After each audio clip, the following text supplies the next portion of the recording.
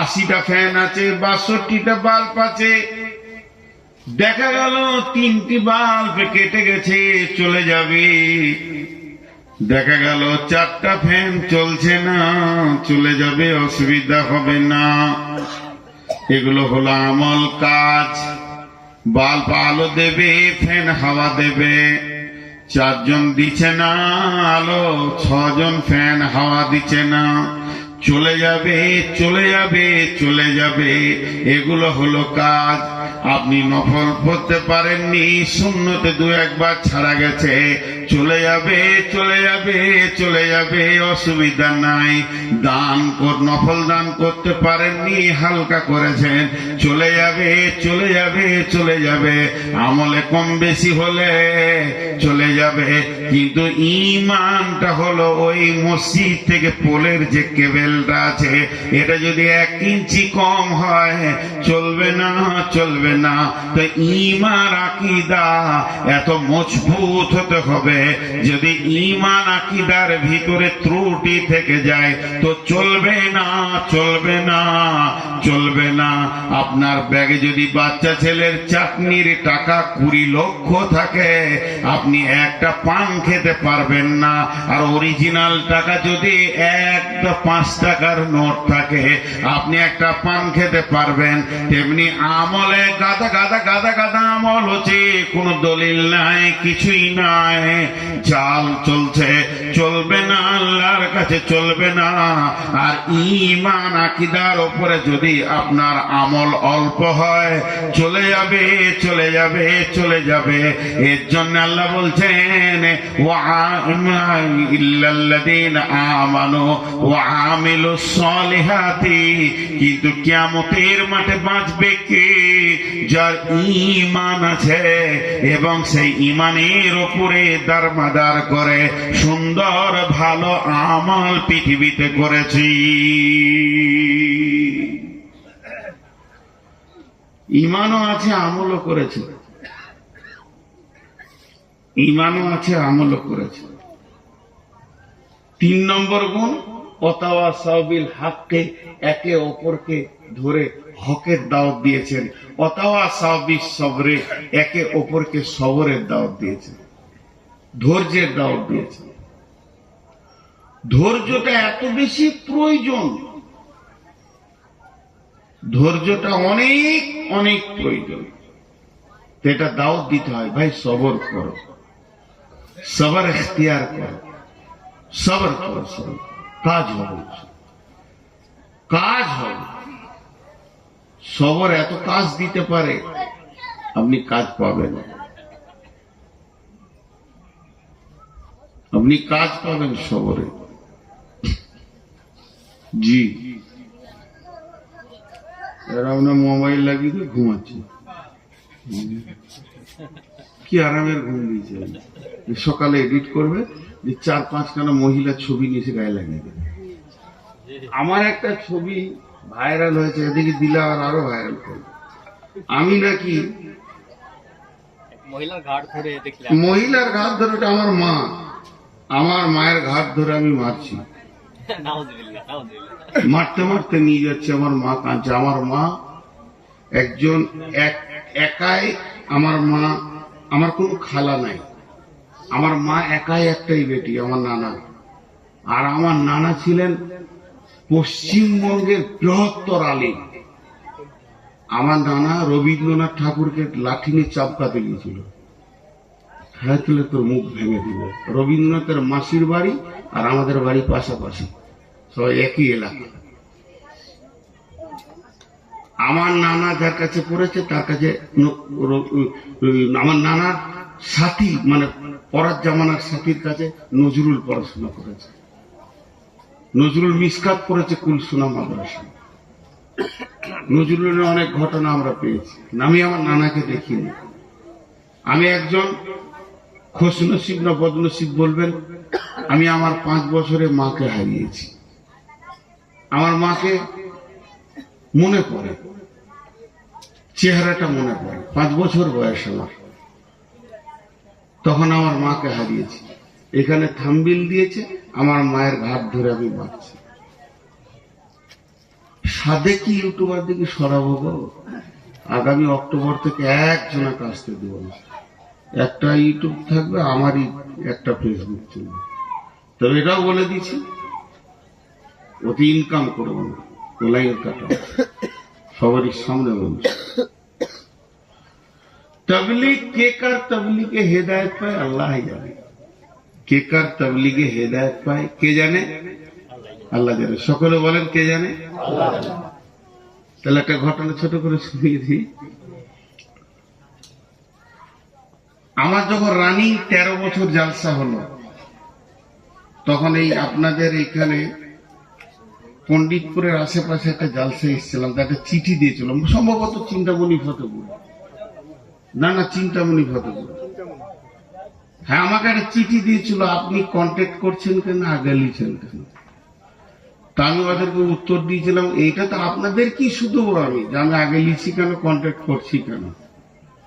আমি 13 বছর চুপচাপ এসেছি, চুপচাপ চলে গেছি, কিন্তু সমাজ আমাকে ঠেলে ছড়িয়ে দিয়েছে, মূল্যায়ন করেনি।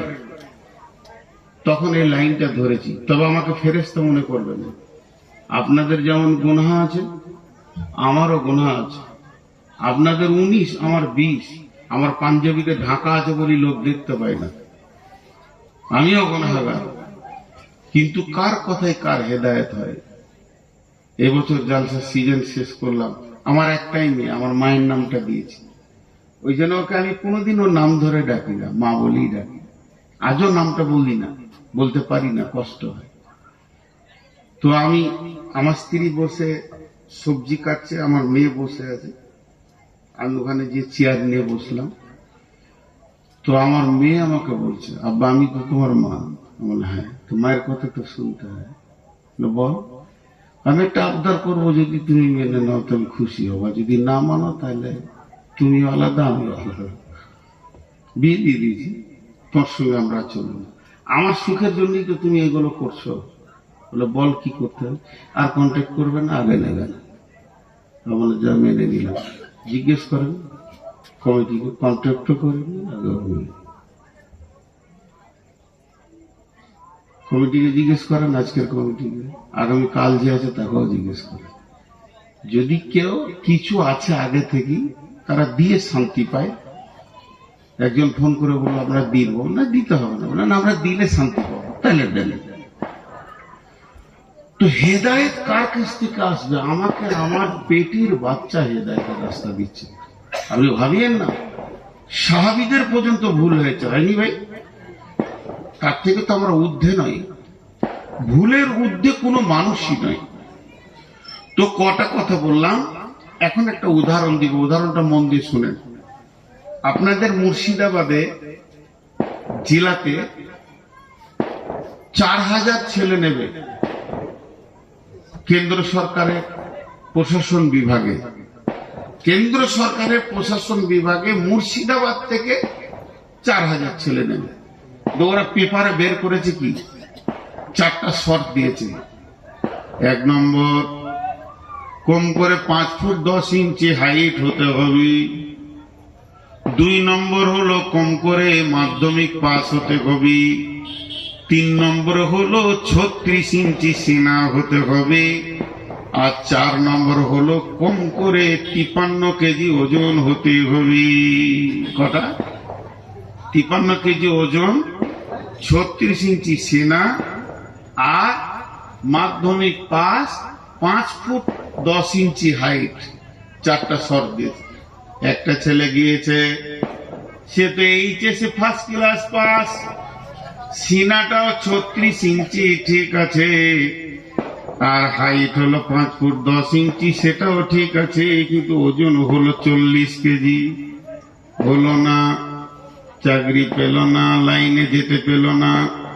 এরপরে একটা ছেলে গেছে, ওজন 53 কেজি, 36 ইঞ্চি সিনা, 5 ফুট 10 ইঞ্চি হাইট, কিন্তু স্কুল জীবনে যায়নি, মূর্খ, হলো না।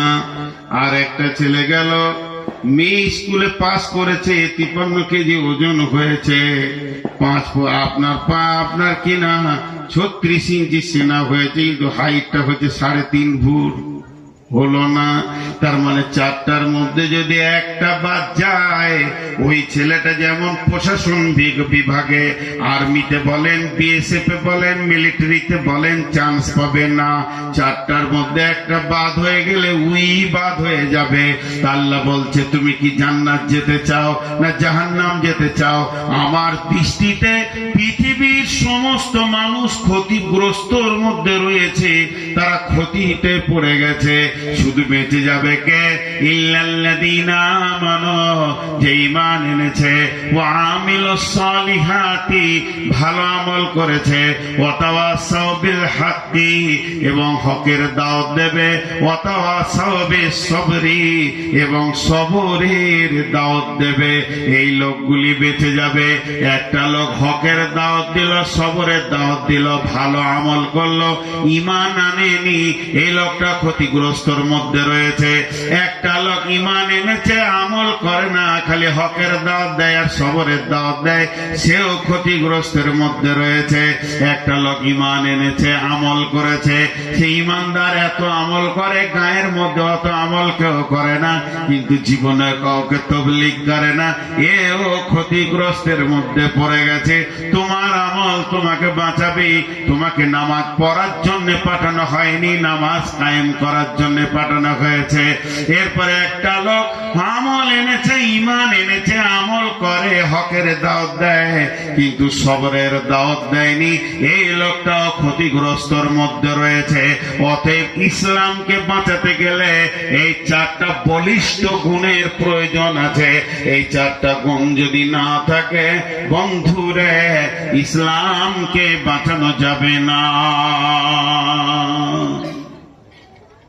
মেয়েরা তবলিগ করে কেমন করে? পুরুষরা তবলিগ করবে কেমন করে? জি, মেয়েরা তবলিগ করে না। সাহাবীটার নাম হচ্ছে আমর বিন জমুহ। সাহাবীটার নাম আমর বিন জমুহ।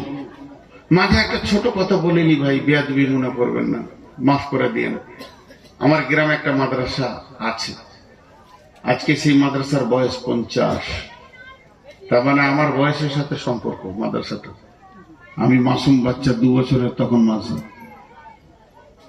মুরব্বীরা চালাতেন, আমাদের বাচ্চা চারা এতদিন ধারক বাহক হয়েছিল। তবে আমার প্রতি মাদ্রাসার অনেক বড় দাবি থাকতো সবসময়। কোনোদিন মাদ্রাসার আমি হ্যান্ডেলিং করিনি। 2বার নিয়ে গেছিল মাদ্রাসায়, ওরা জোর করে, পালিয়ে এসেছিলাম যে আপনারা রয়েছেন, চালান। এবছর রমজানের আগেই গোটা গ্রাম এক হয়ে বসে সম্পূর্ণ মাদ্রাসাটা চাপিয়ে দিয়েছে। দোয়া রাখবেন যেন চালাতে পারি।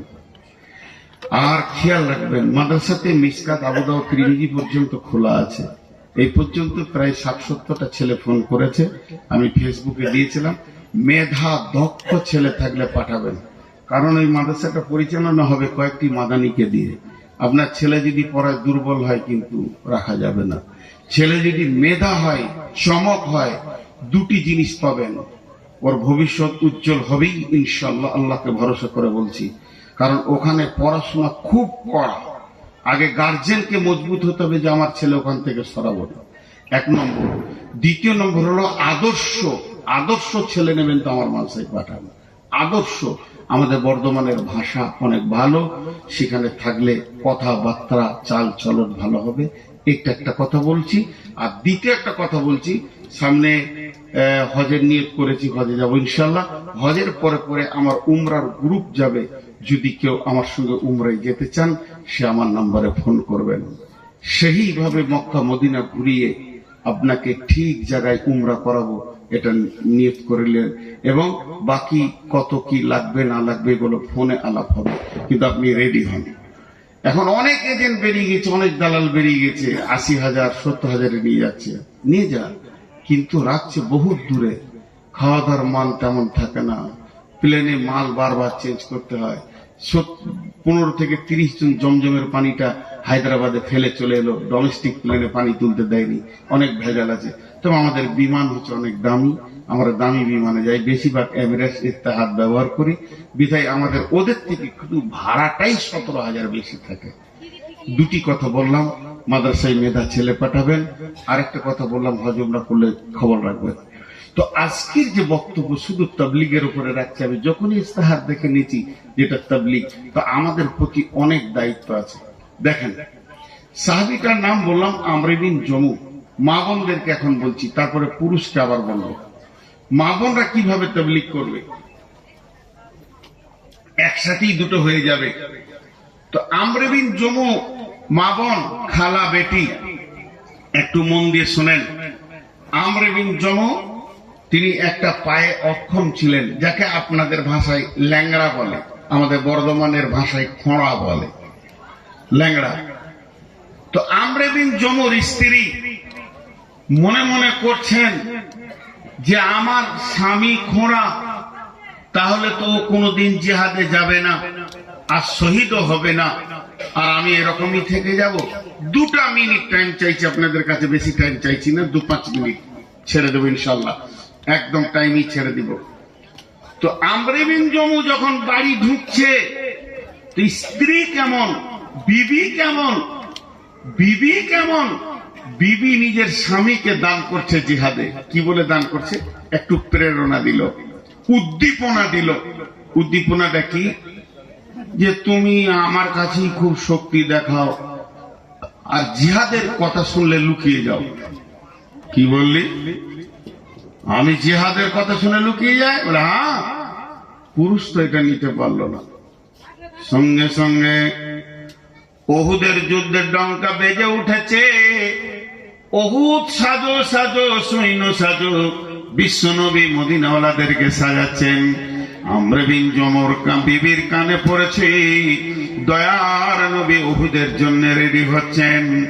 এমন সময় বিবি স্বামীকে এমন উদ্দীপনা দিয়ে দিল, বাড়ির ভিতরে গিয়ে ঢুকে তালোয়ারটাকে হাতে নিল, তালোয়ারের খাপটা ফেলে দিল, হাতটাকে আসমানের দিকে এরকম করে তালোয়ারটা হাতের উপরে রেখে এইরকম করে 2টা প্যাঁচ টেনে দিয়ে বলল, আল্লাহুম্মা, হে আমার আল্লাহ, লা তারাদ্দুনি ফি আহলি ওয়া মালি, আমাকে আর আহাল আর মালের কাছে ফিরে আনিও না, আমার সব মিটে গেছে।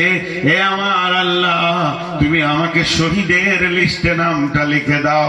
এই বলে এক পায়ের মানুষ, ল্যাংড়া মানুষ, অক্ষম মানুষ, প্রতিবন্ধী মানুষ ওহুদের প্রান্তে কয়েকজন বেঈমানকে জাহান্নামের টিকিট দিয়ে নিজে জান্নাতের মেহমান হয়ে গেল।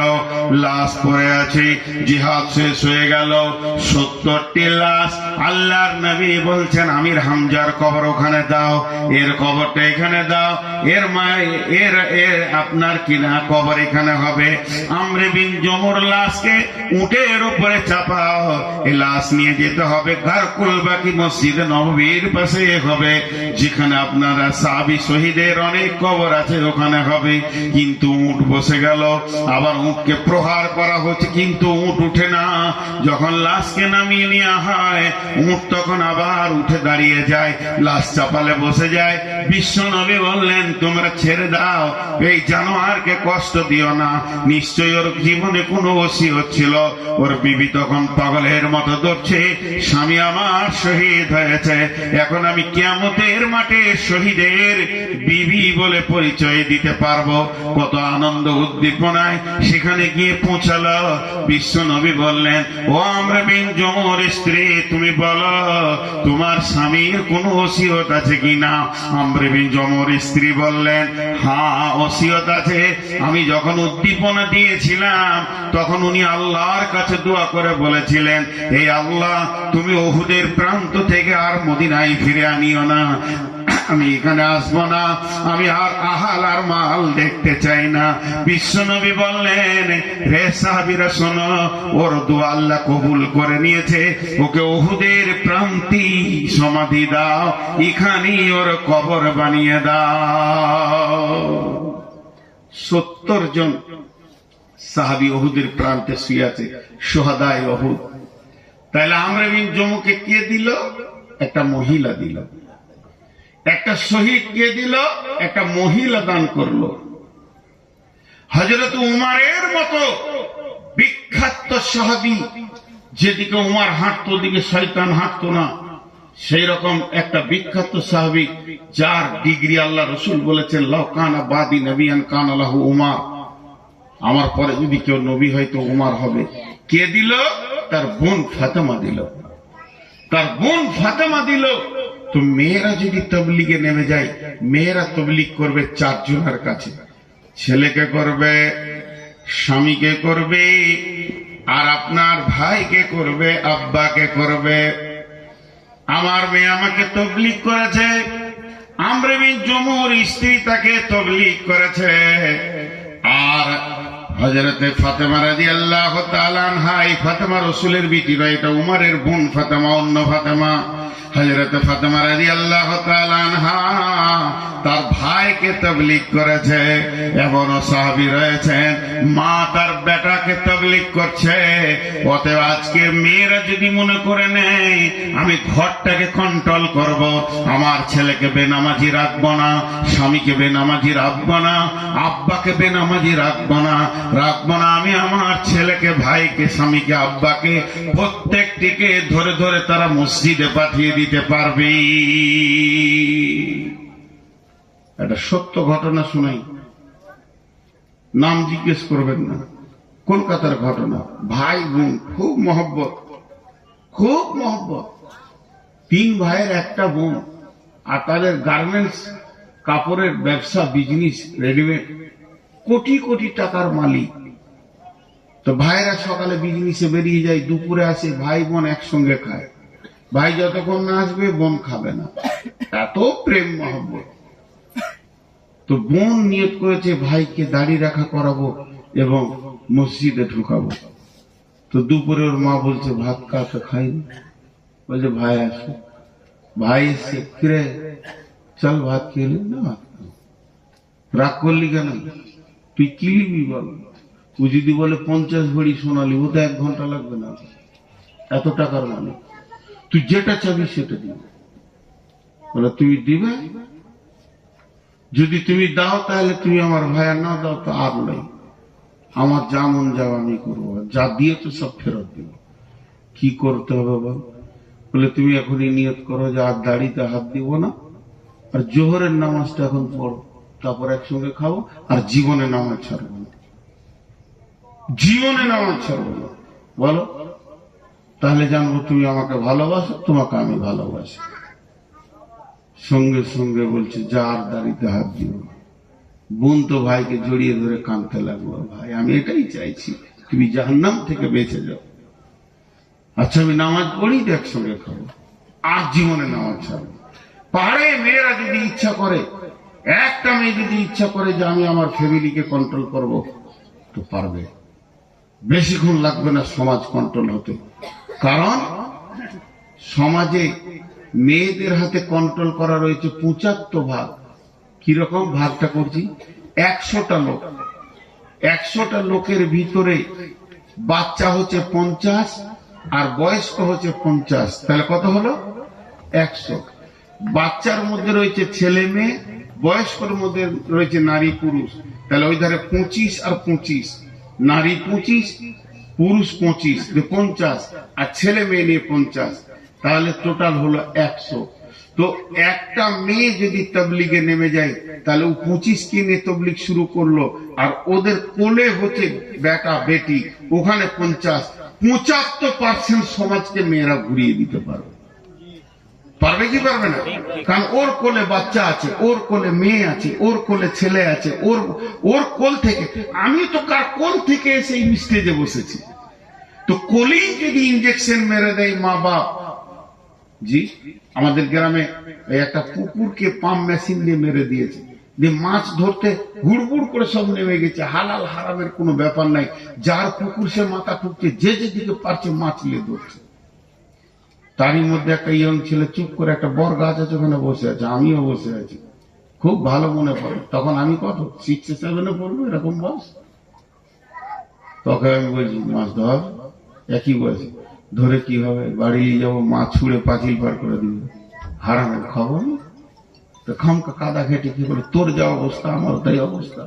মাছ নিয়ে গেলে আমার বাপ আগে লাঠিয়ে আমাকে খুঁজে বেড়াবে, তোকে কে মাছ খেতে বলে।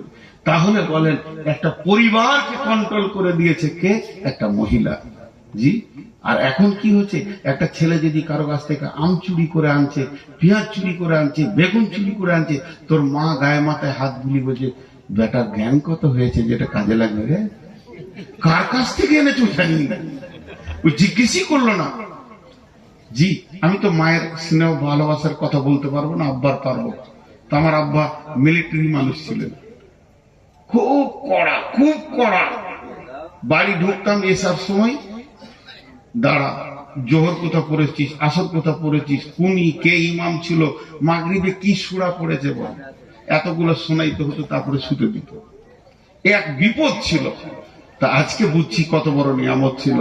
অতএব মা বোনদেরকে বলছি, আপনারা প্রতিজ্ঞাবদ্ধ হয়ে ফ্যামিলিতে নেমে যান যে আমার বাচ্চা ছেলেটা যে এটা হাতে করে নিয়েছে বাড়ি ঢুকবে, ওটাকে প্রশ্ন করব, কোথা পেলে, কেন পেলে, কে দিল, কিভাবে আনলে।